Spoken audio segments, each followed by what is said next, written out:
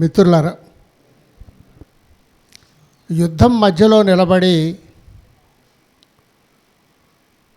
మనం ఇక్కడ భారతదేశంలో ప్రజాస్వామ్యం ఎంత ఉన్నది అనే దాని గురించి మాట్లాడుకుంటున్నాం. చాలామంది ఏమనుకుంటారంటే ప్రజాస్వామ్యం స్వేచ్ఛకి అహింసకి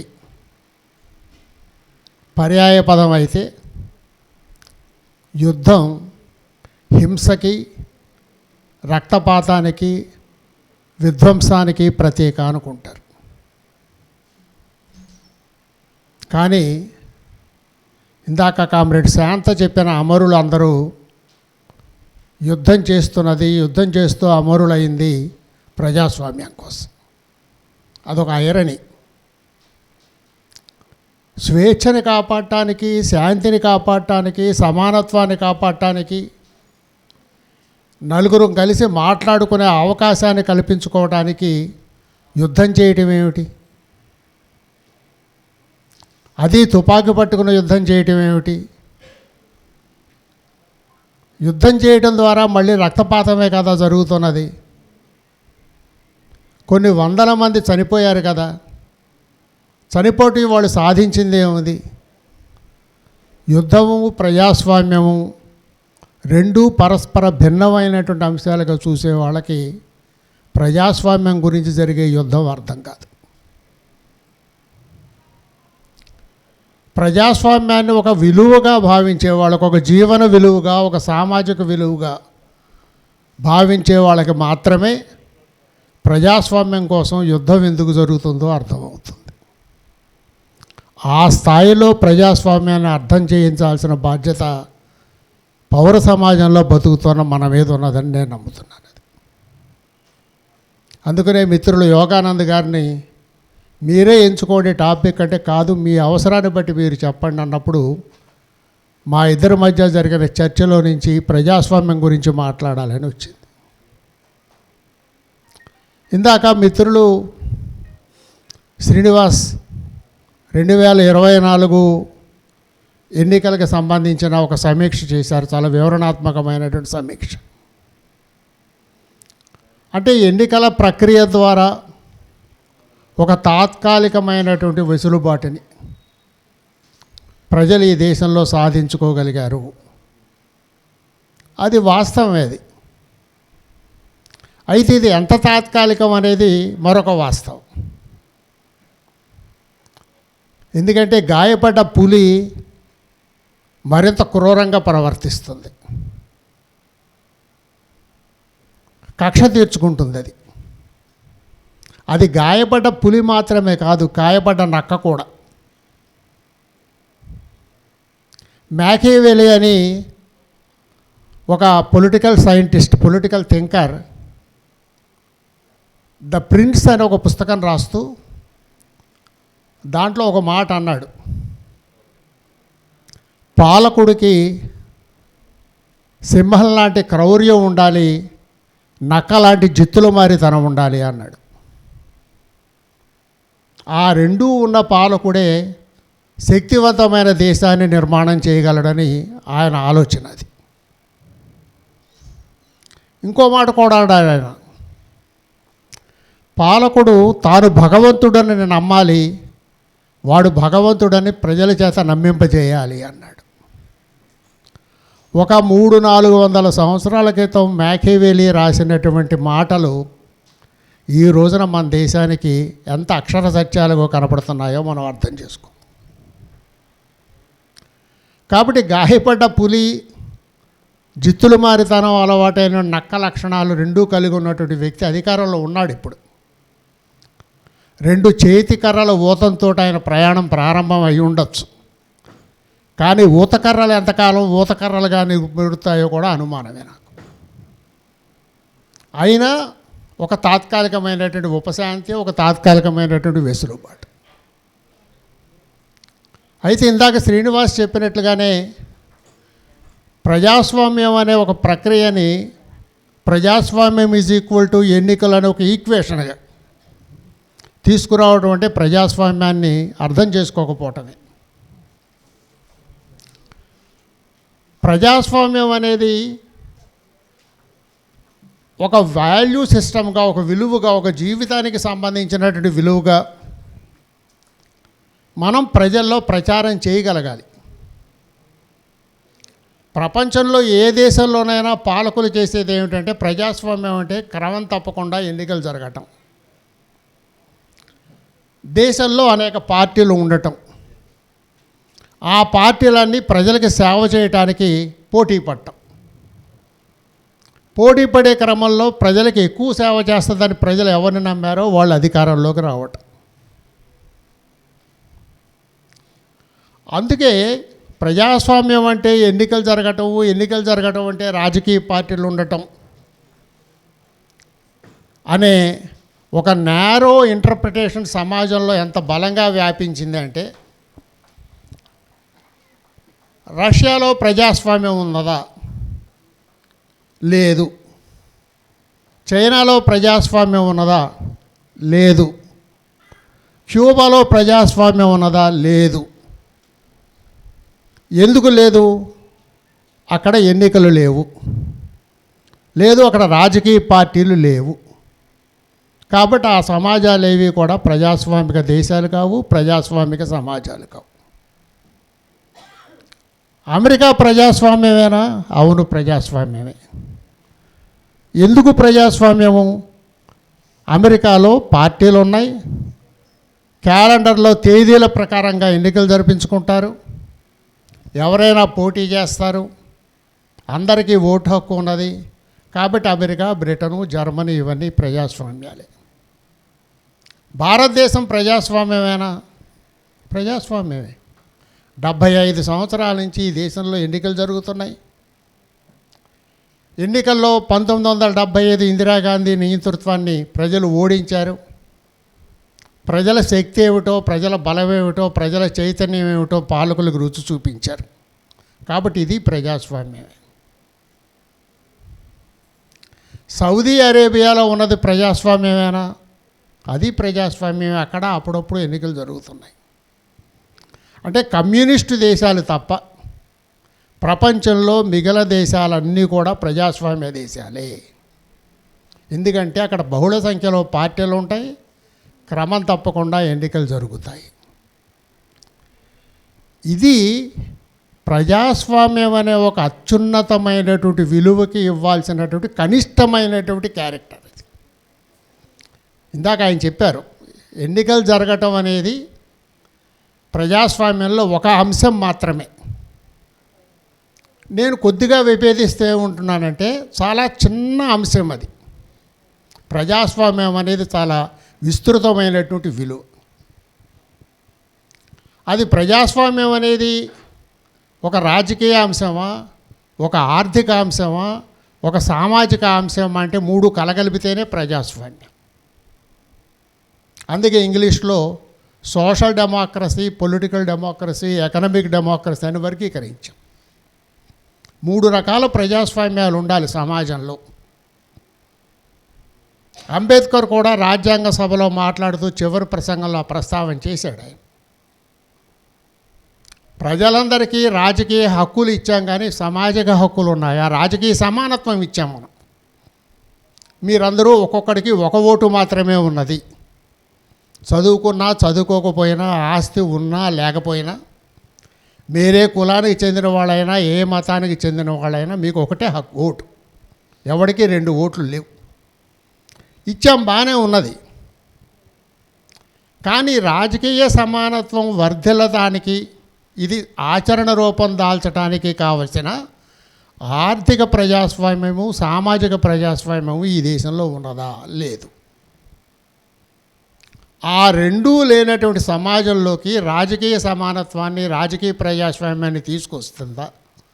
ప్రవేశపెడితే అది ఎలాంటి అనర్థాలకి దారితీస్తుందో అనేటటువంటి భయాన్ని ఆయన ఎక్స్ప్రెస్ చేశారు. కాబట్టి ప్రజాస్వామ్యాన్ని ఒక వాల్యూగా అర్థం చేసుకోవడం అనేది చాలా కీలకమైనటువంటి అంశం. చాలా సమస్యలకు అక్కడ పరిష్కారం దొరుకుతుంది అది. కానీ మన దేశంలో అకాడమిక్ స్థాయిలోన కూడా, కనీసం అకాడమిక్ స్థాయిలోనైనా ఈ రకమైనటువంటి చర్చ, ఈ రకమైనటువంటి బోధన, ఈ రకమైనటువంటి పరిశోధన జరగటం చాలా మృగ్యం అయిపోయింది. అది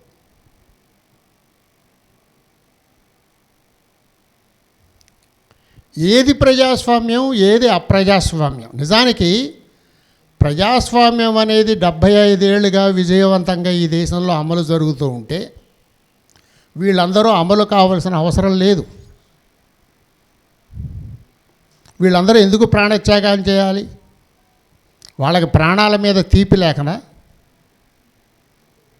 వాళ్ళకు ఉన్నతమైనటువంటి భౌతిక జీవితానికి సంబంధించినటువంటి ఆకాంక్షలు లేకపోవడం మూలంగాన? ఊరికనే జీవితాన్ని తృణప్రాయంగా ఎంచి త్యాగాలు చేశారా వాళ్ళు? తృణప్రాయంగా ఎంచి అనే మాట చాలామంది వాడతారు, కానీ నాకు దాని పట్ల చాలా అభ్యంతరం ఉన్నది. తమ జీవితాలను విలువైనవిగా భావించి అంతకంటే విలువైనటువంటి ఒక లక్ష్యం కోసం వాళ్ళు ప్రాణాలు అర్పించారు. ఆ త్యాగాలు ఏవి అనవసర త్యాగాలు కావు, వృధా త్యాగాలు కావు, తృణప్రాయమైనటువంటి త్యాగాలు కూడా కావు. ఎందుకు చేయాల్సి వచ్చింది వీళ్ళు 75 ఏళ్ల తర్వాత? ఇంకా ఎందుకు ఆ త్యాగాలు కొనసాగాల్సినటువంటి అవసరం ఎందుకు ఏర్పడుతున్నది? అది ప్రజాస్వామ్యం అనేది స్థిరీకరణ పొంది ఉంటే సమాజంలో, ప్రజాస్వామ్యం యొక్క మూల ధాతువు మన మనస్సుల్లోకి ఇంజెక్ట్ అయి ఉండుంటే, ప్రజాస్వామికంగా ఆలోచించటం, ప్రజాస్వామికంగా వైరుధ్యాలను పరిష్కరించుకోవటం, ప్రజాస్వామికంగా జీవితాన్ని కొనసాగించటం, ప్రజాస్వామికంగా భవిష్యత్తును ఊహించగలగటం, ఇవి మనకు అర్థమై ఉంటే ఈ సమాజం ఇట్లా ఉండేది కాదు. దీనికి పెద్ద తాత్విక చింతనలో కూడా వెళ్ళాల్సిన అవసరం లేదు. చాలా చిన్న చిన్న ఉదాహరణల నుంచి కూడా నేర్చుకోవచ్చు. అమెరికా అధ్యక్షుడు జో బిడెన్, ఆయనకి 2 కొడుకులు ఉన్నారు. పెద్ద కొడుకు నేరం చేశాడని అమెరికన్ న్యాయస్థానం, అమెరికాలో ఒక న్యాయస్థానం భావించింది. ఎప్పుడు పూర్వకాలంలో కాదు, వారం క్రితం. జో బిడెన్ అధ్యక్షుడిగా ఉన్నాడు. ఆయన most powerful president in the world. ఆయన కొడుకు నేరానికి పాల్పడ్డాడు అని ఒక వారం క్రితం సుప్రీంకోర్టు, అమెరికన్ న్యాయస్థానం ఒకటి తీర్పు చెప్పింది. నెక్స్ట్ వీక్ ఆయనకి శిక్షను డిక్లేర్ చేయాలి. ఆయన చేసిన నేరానికి అమెరికన్ చట్టాల ప్రకారంగా 25 సంవత్సరాల జైలు శిక్ష దాకా విధించవచ్చు.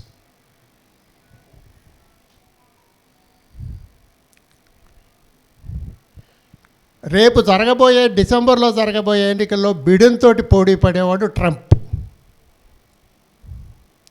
ట్రంప్ మీద కొన్ని కోట్ల రూపాయల ఫైన్ విధించింది అమెరికన్ న్యాయస్థానం. ఇలాంటివి ఈ సమాజంలో జరిగే అవకాశం మనకి కలలోనైనా ఊహించగలవా? ఇలాంటి స్థితి ఒక యాక్చువల్గా అధికారంలో ఒక రాష్ట్రపతి ఉంటే, ఆ రాష్ట్రపతి కొడుకు మీద ఒక అవినీతి ఆరోపణను విచారించి అతన్ని శిక్షార్హుడైనటువంటి నేరస్తుడిగా న్యాయస్థానం ధృవీకరించడం అనేది ఈ దేశంలో జరిగే అవకాశం ఎక్కడైనా ఉన్నదా? అమాయకంగా లాలూ ప్రసాద్ యాదవ్ ఒక్కడే నాకు తెలిసి జైలు శిక్ష అనుభవించినాడు. అది కూడా పచ్చగడ్డి కుంభకోణం. 100,000 కోట్లు ఏమీ పోగేసుకు చచ్చేది కూడా లేదు. ఆయన తప్ప నాకు తెలిసి అవినీతి ఆరోపణల మీద అరెస్ట్ అయినటువంటి ఒక్క రాజకీయ నాయకుడు లేడు ఈ దేశంలో. అంటే ఈ ఉదాహరణ నేను ఎందుకు చెప్తున్నానంటే, ప్రజాస్వామ్యంలో రూల్ ఆఫ్ లా చాలా ప్రధానమైనటువంటి అంశంగా చెప్తారు రాజనీతి శాస్త్రవేత్తలు. రూల్ ఆఫ్ లా, చట్టం తన పని తను చేసుకుపోవటం. చట్టం తన పని తాను చేసుకుపోవటం అంటే అర్థం ఏమిటి? అందరికీ చట్టం ఒకే రకంగా వర్తింపజేయటం. చట్టం అందరికీ ఒకే రకంగా వర్తింపజేయటం. చట్టం ఒకే రకంగా వర్తింపజేయటం అంటే ఏమిటి? నేను ఒక నేరం చేశాను, ఒక క్రిమినల్ నేరం చేశాను. నేను న్యాయస్థానం ముందుకు హాజరవుతా, మంచి విలువైన దుస్తులు ధరిస్తాను, కొంత మేకప్ చేసుకుంటాను, న్యాయస్థానం ముందు నేను హాజరవుతాను. నేను చేసిన నేరాన్ని ఒక చెప్పులు కుట్టే వ్యక్తి చేస్తాడు. చాలా పేదరికంతో వంగి వంగి న్యాయస్థానం ముందుకు భయపడుతూ వస్తాడు. మేమిద్దరము చేసింది ఒకే నేరం. న్యాయమూర్తికి నేను నేరం చేశానంటే నమ్మడు, అతను నేరం చేశాడంటే వెంటనే నమ్మేస్తాడు. నాకు శిక్ష వేయకపోవచ్చు, చాలా తక్కువ శిక్ష వేయచ్చు, అతనికి చాలా తీవ్రమైన శిక్ష వేయచ్చు. అంటే ఎపియరెన్స్ని బట్టి, ఒక వ్యక్తి యొక్క కులాన్ని బట్టి, వ్యక్తి యొక్క రూపాన్ని బట్టి, అతను మాట్లాడినటువంటి తీరును బట్టి న్యాయస్థానాలు శిక్ష విధించేటువంటి సమాజం ప్రజాస్వామిక సమాజం కాదు. ఈ విషయం నేను విరసన సభ్యుడిగా మాట్లాడట్లా. 1 సంవత్సరంన్నర క్రితం ఒక జడ్జిమెంట్ వచ్చింది సుప్రీంకోర్టు నుంచి కింది న్యాయస్థానాలకి. Don't go by appearances. న్యాయమూర్తులు ఎవరూ కూడా ఎపియరెన్స్ని బట్టి మనుషుల్ని జడ్జి చేయొద్దు. ఎందుకు చెప్పాల్సి వచ్చిందంటే, ఒక న్యాయమూర్తి తీర్పు రాస్తూ ఒక మాట అన్నాడు, జడ్జిమెంట్లోనే అన్నాడు ఆయన మాట. ఆ మనిషిని చూస్తే అతని నేరం చేస్తాడు అనిపించలేదు నాకు అన్నాడు. ఇది you to go by law. ప్రజాస్వామ్యంలో ఒక రాజ్యాంగం ఉన్నది కదా, ప్రజాస్వామ్యంలో ఒక చట్టం ఉన్నది, చట్టంలో ఒక డ్యూ ప్రాసెస్ ఆఫ్ లా ఉన్నది. అది శిరోధార్యం ఎవరికైనా సరే, అది కదా రూల్ ఆఫ్ లా అంటే, లేదా ఈక్వాలిటీ బిఫోర్ లా అంటే. ప్రజాస్వామ్యానికి చాలా పట్టుకోమైనటువంటి వ్యవహారం అది, డిక్టం. ఆ మనిషిని చూస్తే అతను నేరం చేస్తాడని నాకు అనిపించలేదు, కాబట్టి మొత్తం కొట్టేశాడు. దాని మీద మళ్ళీ పై కోర్టుకు వెళ్తే ఫైనల్గా సుప్రీంకోర్టు జడ్జిమెంట్లో రాసింది ఇది. కీలన్ వెన్మణి ఒక పాకలోకి 38 మంది దళితులని బలవంతాన్ని నెట్టేసి పాకకి నిప్పంటిస్తే చచ్చిపోయారు. హైకోర్టు ముందుకు వస్తే హైకోర్టు తీర్పులు ఏం రాసిందంటే, నా ముందు ముద్దాయిలుగా ప్రవేశపెట్టబడిన వ్యక్తులందరూ కూడా ఉన్నత కులానికి చెందిన వాళ్ళు, రైతులు, ఆస్తిపరులు, సంస్కారవంతులు. వాళ్ళు ఇలాంటి ఘోరమైన నేరం చేస్తారని నేను నమ్మటం లేదు, కేసు కొట్టేసి. ఇది ఈ దేశం ప్రజాస్వామ్యమే అనడానికి ఏమైనా ఉపయోగపడుతుందా? ఇది ఒక వాల్యూ సిస్టమ్గా అంటే ప్రజాస్వామ్యాన్ని ఎన్నికలు అనేటువంటి ఒక సంకుచితమైన పరిధికి వెలుపల విశాలమైనటువంటి పరిధిలో మనం చూస్తే భారతీయ సమాజం కానీ ఇండియన్ స్టేట్ కానీ నిజంగా డెమోక్రటిక్ స్టేటేనా అని అనిపిస్తుంది కదా మనకి. సహజమే కదా అది. కాబట్టి ప్రజాస్వామ్యం మొత్తంగా మన జీవితాల్ని, మన ఆలోచనల్ని మార్చగలగాలి. అది కాన్సెప్ట్ అది. ప్రజాస్వామ్యం అంటే ఎవరో ఒక రాజనీతి తత్వవేత్త తన బుర్రలో నుంచి మొలిచింది కాదు. అది సమాజంలో ఉండే అసమానతలకి వ్యతిరేకంగా కొత్త శక్తులు పుట్టుకొచ్చి అవి చేసినటువంటి పోరాటాల్లో నుంచి రూపుదిద్దుకున్న భావన అది. దానికి ఒక సుదీర్ఘమైనటువంటి చరిత్ర ఉన్నది. ప్రజాస్వామ్యం అనేటువంటి భావనకి చాలా సుదీర్ఘమైనటువంటి చరిత్ర ఉన్నది. ఎవరో ఒక ఆయన పుస్తకాలు చదివి నియంతృత్వం మంచిది కాదు, ప్రజాస్వామ్యం మంచిది అని రాసింది కాదు అది వ్యవహారం. బ్రిటన్లో పార్లమెంటరీ ప్రజాస్వామ్యం గురించి చెప్తాం. మదర్ ఆఫ్ పార్లమెంట్స్ అంటారు బ్రిటన్ని. అయితే ఇప్పుడు మోడీ వచ్చిన తర్వాత మదర్ పార్లమెంట్గా ఇండియన్ పార్లమెంట్నే చెప్తున్నాడు ఆయన. ఎందుకంటే మన వేదాల్లోనే ప్రజాస్వామ్యం ఉన్నదని ఆయన నమ్మకం. అది వేరే విషయం. 1215వ సంవత్సరంలో, అంటే దాదాపు 100 సంవత్సరాల 1215, ఇది 2024. 1215వ సంవత్సరంలో మాగ్నా కార్టా అని ఒక ప్రకటన వచ్చింది. తొలి మానవ హక్కుల ప్రకటన అది. ఆర్థోడాక్స్ క్యాథలిక్ చర్చి నియంతృత్వానికి వ్యతిరేకంగా, నిరంకుశులైనటువంటి బ్రిటిష్ చక్రవర్తుల నియంతృత్వానికి వ్యతిరేకంగా మొట్టమొదటి ప్రజాస్వామిక హక్కుల పత్రం అది ప్రపంచంలో 1215లో నాకు గుర్తున్నంత వరకు మాగ్నా కార్టా. అది తర్వాత కాలంలో ప్రజాస్వామ్యానికి దారితీసింది. అది ఇది ఎక్కడి నుంచి వచ్చింది మాగ్నా కార్టా? హింసని భరించలేనటువంటి సమాజంలో ఉండే వ్యక్తులు ఈ హింస నుంచి తప్పుకోవడానికి ఏమిటి, హింసకి కారణం ఎక్కడున్నది? హింసకి కారణం ఒకటి మతంలో ఉన్నది, రెండోది ఆస్తిలో ఉన్నది. ఆస్తిలో నుంచి హింస వస్తున్నది, మతంలో నుంచి హింస వస్తున్నది. కాబట్టి హింసకి ఏది కారణమైందో దానికి వ్యతిరేకంగా మాట్లాడే, తిరగబడే, ఉద్యమించే హక్కు ప్రజలకు ఉండాలి అనే ఆలోచన బీజ రూపంలో అక్కడ ఏర్పడింది. అది అక్కడి నుంచి అభివృద్ధి చెందినటువంటి సిద్ధాంతం ప్రజాస్వామ్యం. కానీ ప్రజాస్వామ్యాన్ని స్టేట్ ఏం చేసిందంటే, ప్రజాస్వామ్యం అనేది ఒక ఎన్నికల ప్రక్రియకి పరిమితం చేసింది. అంతకు మించినటువంటి ప్రజాస్వామిక చైతన్యాన్ని ప్రజలకు అందించడానికి స్టేట్ సిద్ధంగా ఉండదు. మీరు స్కూల్ టెక్స్ట్ పుస్తకాల నుంచి యూనివర్సిటీలో ఎంఏ విద్యార్థులు చదివే టెక్స్ట్ పుస్తకాల దాకా చూడండి. మీరు ప్రజాస్వామ్యం గురించి ప్రొజెక్షన్ ఏ రకంగా ఉంటుందో. అంటే ప్రజాస్వామ్యం అనేది ఒక థియరీ, ప్రజాస్వామ్యం అనేది ఒక activity. Democracy in theory, democracy in reality. థియరీలో ఏమున్నది, వాస్తవంలో ఏమున్నది. కాన్స్టిట్యూషన్ ఆఫ్ ఇండియా గురించి మాట్లాడేటప్పుడు కూడా అంతే వస్తుంది. Constitution in theory, constitution in practice. భారత రాజ్యాంగాన్ని చదవండి, చాలా అద్భుతమైనటువంటి ఆవేశంలోకి గురవుతారు మీరు. చాలా అద్భుతమైనటువంటి పదాలు ఉంటాయి దాంట్లో. కానీ కాన్స్టిట్యూషన్ని మనం పరిశీలించాల్సింది ఆ పదాల వైపు నుంచి కాదు, ఇన్ ప్రాక్టీస్. ఆచరణలో రాజ్యాంగం దేనికి ఉపయోగపడుతున్నది, ఎవరికి ఉపయోగపడుతున్నది అన్నది. అంటే ఒక భావనని అది సమాజానికి ఉపయోగపడుతుందా, ఉపయోగపడటం లేదా అనేది ఆచరణలో దాని ఫలితాలను బట్టి మనం బేరీజు వేస్తేనే దాన్ని సక్రమంగా అర్థం చేసుకోగలుగుతాం మనం.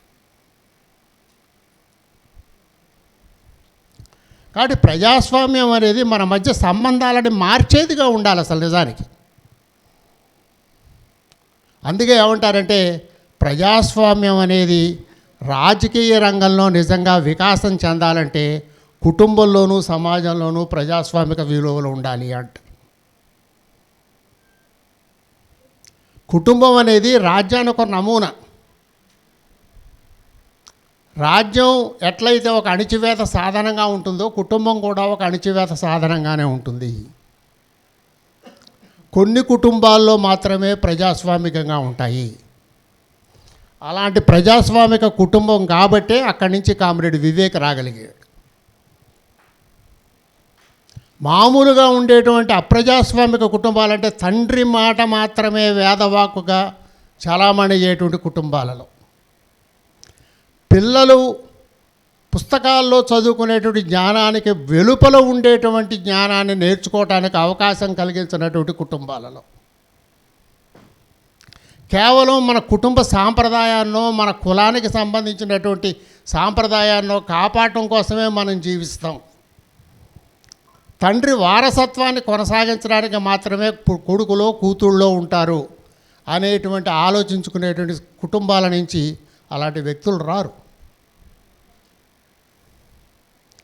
ఎందుకు రారంటే వాళ్ళ కళ్ళకి గంతలు కట్టుంటాయి.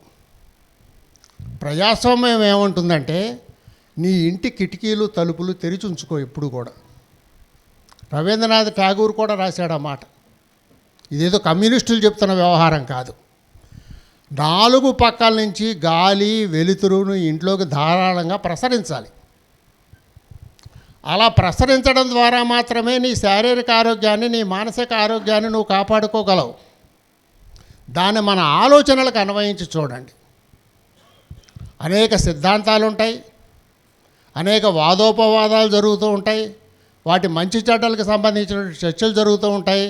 వాటన్నిటినీ నీ మెదడు ద్వారా నువ్వు ఆహ్వానించు. దాంట్లో నుంచి వాస్తవం ఏమిటో, నిజమేమిటో, ఏది ఉపయోగమైందో, ఏది నిరుపయోగమైందో బోధపడుతుంది. అది అలా కాకుండా ఒక ఎక్స్ చెప్పాడనో వై చెప్పాడో కాబట్టి అది మంచిది అని అనుకుంటే దానివల్ల నీలో మానసికమైనటువంటి ఎదుగుదల రాదు. కాబట్టి ప్రజాస్వామ్యం అంటే అలాంటి ఒక ఆలోచనల్ని, ప్రతిదాన్ని తాను స్వతంత్రంగా నిర్ణయించుకుని, స్వతంత్రంగా ఆలోచించుకుని, స్వతంత్రంగా అంచనా వేసుకునేటువంటి ఒక మానసిక దృఢత్వాన్ని, మానసిక సుస్థితిని కల్పించేటువంటి అంశం ప్రజాస్వామ్యం. ఆ అవకాశాన్ని కుటుంబం ఇవ్వాలి, ఆ అవకాశాన్ని పై స్థాయిలో రాజ్యం ఇవ్వాలి.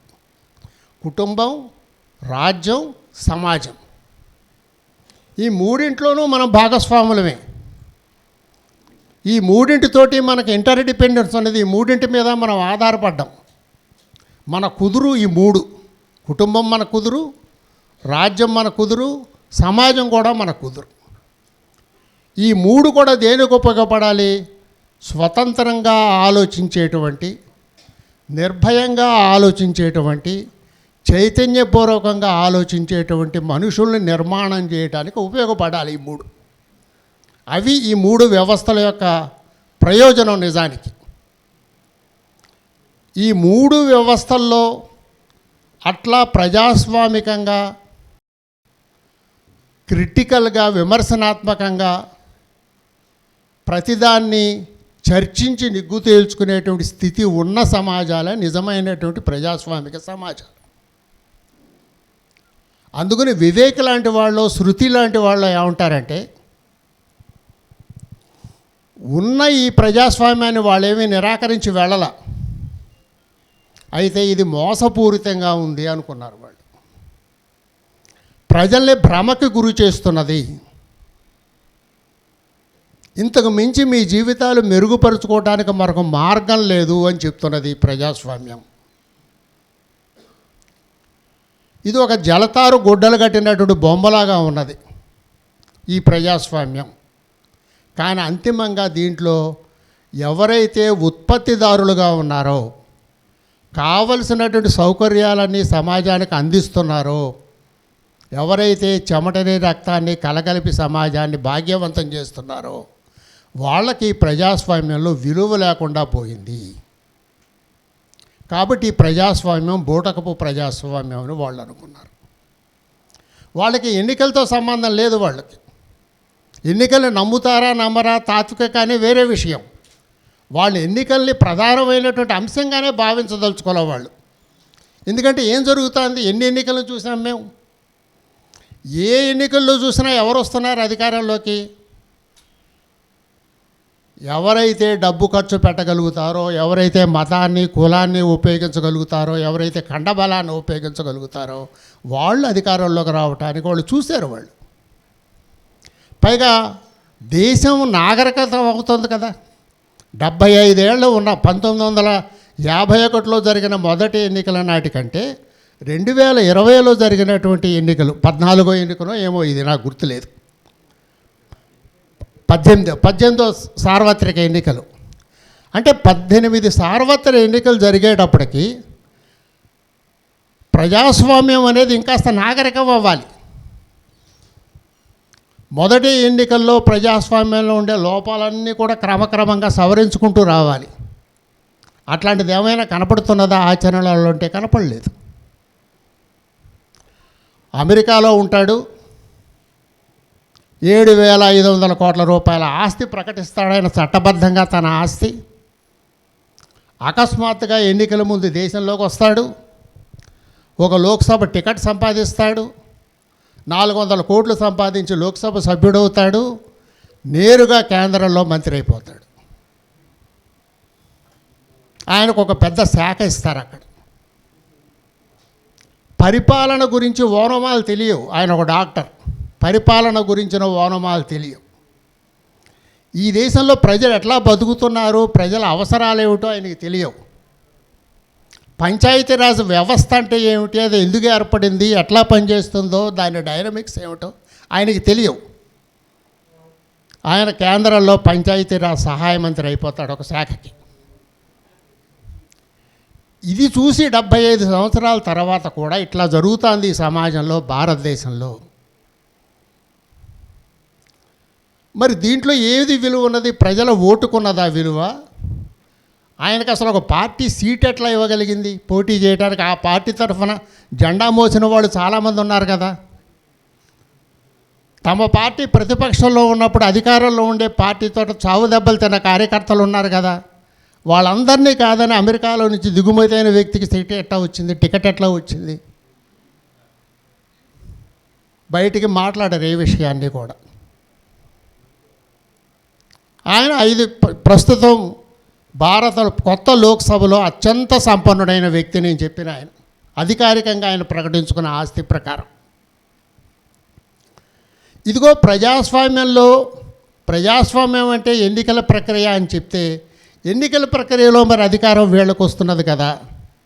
ఇప్పటికీ ప్రజల చేతికి అధికారం వచ్చేటువంటి అవకాశం ఈ చెప్తున్న ప్రజాస్వామ్య ప్రక్రియలో ఎక్కడైనా ఉన్నదా? అది మౌలికమైన ప్రశ్న.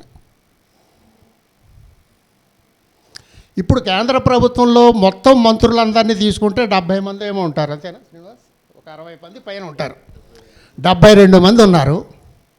ఈ 72 మందిలో ఒక్క ముస్లిం వ్యక్తి కూడా లేడు. ఒక ముస్లిం వ్యక్తి లేడు. మనం ఏమంటాం, ప్రజాస్వామ్యంలో ప్రభుత్వం అనేది it has to reflect the society. సమాజం ప్రతిఫలించాలి కదా. అక్కడ ఒక గణనీయమైనటువంటి సంఖ్య కదా ఈ దేశంలో ముస్లింలు. ఒక్కడంటే ఒక్క ప్రతినిధి కూడా లేకపోతే వాళ్ళ తరఫున ప్రాతినిధ్యం ఏమిటి? పైగా దీన్ని ఏమంటున్నాం మనం, రిప్రజెంటేటివ్ డెమోక్రసీ అంటున్నాం, ప్రాతినిధ్య ప్రజాస్వామ్యం. అంటే సమాజంలో సమాజంలో ఎంత డైవర్సిటీ ఉన్నదో, ఎంత భిన్నత్వం ఉన్నదో, భిన్న మతాలు, భిన్న ప్రాంతాలు, భిన్న భాషలు, భిన్న తెగలు, వీటన్నిటికీ వాటి జనాభా నిష్పత్తిని బట్టి అక్కడ ప్రజాస్వామ్యంలో ప్రాతినిధ్యం ఉండాలి. ప్రభుత్వంలో ప్రాతినిధ్యం దేనికి? మేము కూడా దీంట్లో భాగస్వాములమే అని ఒక వన్నెస్ని వాళ్ళలో క్రియేట్ చేయడానికి. మరి ఒక్క ముస్లిం ప్రతినిధి కూడా లేడు. ఎట్లా అర్థం చేసుకోవాలి దీన్ని? దాని మీద ఎక్కడ విశ్లేషణలు ఉండవు. అదిగో అలాంటి స్థితి నుంచి బయటపడేయటానికి వివేక్ లాంటి వాళ్ళు పోరాటాలు చేసింది. ఇది కాదు ప్రజాస్వామ్యం అంటే, ఇది కాదు. ప్రపంచంలో ఎక్కడ వెళ్ళినా ఇదే తంతు జరుగుతోంది. భారతదేశం లాంటి దేశంలో కనీసం అమెరికాలో ఉండేపాటి పెట్టుబడిదారీ విలువలు కూడా లేని సమాజంలో మరింతగా ఇది జరుగుతూ ఉన్నది. చాలా ఇన్స్టిట్యూషన్స్ ఉన్నాయి కదా. ఈ వ్యవస్థలన్నీ కూడా దేన్ని, ప్రజాస్వామ్యాన్ని పటిష్టవంతంగా ఉంచడానికి. పోనీ ఆ ఇన్స్టిట్యూషన్స్ ఏమైనా కాపాడుతున్నాయా దీన్ని? ఆ ప్రజాస్వామ్యానికి ఉండేటువంటి విలువల చట్టం ఏదైతే ఉన్నదో ఆ చట్టాన్ని కాపాడటానికి ఒక ఎన్నికల సంఘము, ఒక న్యాయస్థానము, ఇంకేదైనా ఒక సంఘాలు ఏవైనా సరే వీటిని కాపాడటానికి ఏమైనా ప్రయత్నం చేస్తున్నాయా? ఏమీ లేవు. మరి ఎన్నికల కమిషన్ చూసాం ఈసారి ఎట్లా ఉన్నది. ఎన్నికల కమిషన్ దేని గురించి కూడా ఎన్ని అబద్ధాలని ప్రధానమంత్రి మాట్లాడినా ఏ ఒక్క విషయంలో కూడా ప్రధానమంత్రికి నోటీస్ ఇవ్వడానికి సిద్ధపడకుండా ఆ పార్టీ అధ్యక్షుడికి ఇచ్చారు నోటీస్. ఇప్పటిదాకా ఆ అధ్యక్షుడు ఆ నోటీస్కి సమాధానం ఇవ్వకపోయినా ఏమీ చేయలేదు. ఎన్నికలు అయిపోయినాయి. ఏం చేయాలి? అందుకని ప్రజాస్వామ్యం గురించి ఎందుకు పదే పదే మాట్లాడుతున్నామంటే, చాలామందికి ఒక అభిప్రాయాన్ని మేధావులు ఎట్లా కలిగించారంటే, దేశంలో ప్రజాస్వామ్యం ఉన్నది, అయితే కొన్ని లోపాలు ఉన్నాయి, ఆ లోపాలను కొద్దిగా సవరించుకుంటే అంతా బాగైపోతుంది అని. కానీ స్థితి అంతకంటే దుర్మార్గంగా ఉన్నది అని మేము చెప్పదలుచుకున్నాం. మీరు అనుకున్నట్టుగా ప్రజాస్వామ్యం ఉండి దాంట్లో ఏవో కొన్ని లోపాలు ఉంటే ఆ లోపాలను మార్చుకోవచ్చు మనం. కానీ మేమేమంటున్నామంటే, వివేక్ లాంటి వాళ్ళు ఏమంటున్నారంటే, ప్రజాస్వామ్యం పేరుతోటి అప్రజాస్వామ్యం రాజ్యం చేస్తున్నది ఈ దేశంలో. It is not democracy. ఒక బానిసత్వానికి వ్యతిరేకంగా, భూస్వాములకు వ్యతిరేకంగా, నిరంకుశుడైనటువంటి ఒక నైజాం నవాబుకి వ్యతిరేకంగా, కరుడు కట్టినటువంటి మతతత్వానికి వ్యతిరేకంగా చేసినటువంటి పోరాటాల వెల్లువలో నుంచి వచ్చిన ప్రజాస్వామ్యం అనే విలువ ఉన్నదే, అది కేవలం ఒక ఒక ముసుగులాగానే పనిచేస్తున్నది ఈ దేశంలో. కాబట్టి this is not the real democracy. ఇది ప్రజాస్వామ్యానికి నిజమైనటువంటి అర్థంలో ఉన్న ప్రజాస్వామ్యం కాదు. ఇంతకంటే విలువైన, విస్తృతమైన, లోతైన, వైవిధ్యభరితమైనటువంటి ప్రజాస్వామ్యం కావాలి అన్నది ఆశయంతో వివేక్ లాంటి వాళ్ళు ప్రాణత్యాగాలు చేశారు. వాళ్ళు అందుకని ప్రజాస్వామ్యాన్ని ఏ కోణం నుంచి అర్థం చేసుకోవాలో ప్రజలకి చెప్పాల్సిన బాధ్యత ఉన్నది. అంటే ప్రజలందరినీ తుపాకీ పట్టుకుని వెళ్ళిపోమంటాను కాదు, ప్రజాస్వామ్యాన్ని అర్థం చేసుకోండి మీరు ముందు. లౌకికవాదం అంటాం మనం. ఏమిటి లౌకికవాదం అంటే? కొంతమంది మేధావుల అభిప్రాయంలో భారతదేశానికి లౌకికవాదం పనికిరాదు. ఎందుకు పనికిరాదు? అది యూరోపియన్ భావన. అది యూరోపియన్ భావన. దాంట్లో భారతీయత అనేది లేదు. మరి ప్రజాస్వామ్యం కూడా యూరోపియన్ భావనేగా. అది ఎట్లా పనికొస్తున్నది ఇక్కడ భారతదేశంలో? ప్రపంచంలో ఏ భావనైనా ఒక దేశానికే ఎట్లా పరిమితమై ఉంటుంది? ఏదో ఒక దేశంలో కొన్ని నిర్దిష్టమైనటువంటి పరిస్థితుల్లో ఆ సమాజంలో ఛిద్రమైపోయినప్పుడు, ఆ సమాజం దాంట్లో నుంచి కొత్త శక్తులు ఉద్భవించినప్పుడు ఆ కొత్త శక్తులు కొత్త నమూనాలని, కొత్త భావజాలాలని తీసుకొస్తారు. అది తర్వాత ప్రపంచమంతా కూడా తమకు అన్వయించుకుంటుంది. అది ఎప్పుడైనా సరే సమాజం అభివృద్ధి చెందేటువంటి క్రమం, తాత్వికత అభివృద్ధి చెందేటువంటి క్రమం. అలాంటి క్రమంలో భాగానే లౌకికవాదము, ప్రజాస్వామ్యం, సామ్యవాదం అనేటువంటి భావాలు అభివృద్ధి చెందినాయి. అవి ఏ దేశంలో అభివృద్ధి చెందినా కూడా దాన్ని మనం అందరం స్వీకరిస్తాం. ఎందుకు స్వీకరిస్తామంటే నాగరికం అవ్వాలి కాబట్టి. మనం ఒక అనాగరిక స్థితి నుంచి ఒక నాగరిక సమాజంగా మనం ఎదగాలి కాబట్టి అనాగరికమైనటువంటి భావాల స్థానంలో నాగరికమైనటువంటి భావాలు ప్రపంచంలో ఏ దేశంలో వచ్చినా మనం స్వీకరిస్తాం. వితంతు వివాహాలు అది మన సమాజం ప్రత్యేకమైనటువంటి లక్షణం. వితంతువులకు వివాహం చేయొచ్చా, చేయకూడదా? ఎందుకు మానుకున్నాం మనం? ఎవరు చెప్తే మానుకున్నాం మనం? ఎక్కడి నుంచి కొత్త జ్ఞానపు వెలుగులు మన సమాజంలోకి ప్రసరిస్తే దాని నుంచి బయటపడ్డాం. భర్తతో పాటు భార్య సతీసాగమనం చేయటం, ఒక అనాగరికమైన స్థితి నుంచి ఒక నాగరికమైనటువంటి స్థితికి సమాజం అభివృద్ధి చెందింది. ఎట్లా జరిగింది మార్పు? ఈ మార్పుకి కారకులు ఎవరు? వ్యక్తులు కారు, పరిస్థితులు. ఈ మార్పుకి కారకులు పరిస్థితులు, కారణం పరిస్థితులు. ఇవి మొత్తం ప్రపంచానంతటిని చూసాం మనం. ప్రతి సమాజంలోనూ ప్రతి వ్యవస్థలోనూ లోపాలు ఉంటాయి. లోపాలు ఉండటం నేరం కాదు. ప్రపంచాన్ని వీక్షిస్తూ లోపాలు లేని సమాజం నుంచి మన లోపాన్ని సరిదిద్దుకోవడంలోనే మన నైపుణ్యం ఉన్నది. అది అవసరం మనకి. కాబట్టి లౌకికవాదము, ప్రజాస్వామ్యము, సామ్యవాదం అనే విలువలు ఏవైతే ఉన్నాయో ఆ విలువలని సరైనటువంటి అర్థంలో ప్రజల దగ్గరికి మనం తీసుకువెళ్ళగలగాలి. దేనికి తీసుకువెళ్ళాలంటే వాళ్ళ చైతన్య స్థాయి పెరగాలి. ఎందుకంటే ఇది మేధావుల క్రీడ కాదు ప్రజాస్వామ్యం అనేది. కొందరు రాజకీయ విశ్లేషకుల క్రీడకు రాదు. కొన్ని రాజకీయ పార్టీల క్రీడ కాదు ఇది. That is not a game. Politics అనేది, ప్రజాస్వామ్యం అనేది నాట్ ఎ పొలిటికల్ గేమ్. దాంట్లో మీరెంతో నేనంతే, నేనెంతో మీ భాగస్వామ్యం కూడా అంతే. ఇది అందరము సమిష్టిగా మన సమాజానికి సంబంధించిన విషయం. ఇది నా కులానికో, నా మతానికో, నా ప్రాంతానికో, నా భాషకో కాదు ఇది. కాబట్టి సమాజాన్ని అంతటినీ ఉన్నతీకరించేటువంటి ప్రజాస్వామ్యం అనే ఒక విలువని మొత్తం సమాజం అంతా భాగస్వామ్యం అయ్యేటటువంటి పరిస్థితి ఉండాలి. అలాంటి ఒక నిజమైనటువంటి ప్రజాస్వామ్యం కోసం ప్రాణాలు అర్పించినటువంటి కామ్రేడ్ వివేక్ లాంటి ఎందరో వందల మంది అమరులు, వాళ్ళందరికీ నివాళులు చెప్తూ నా ప్రసంగాన్ని ముగిస్తున్నాను.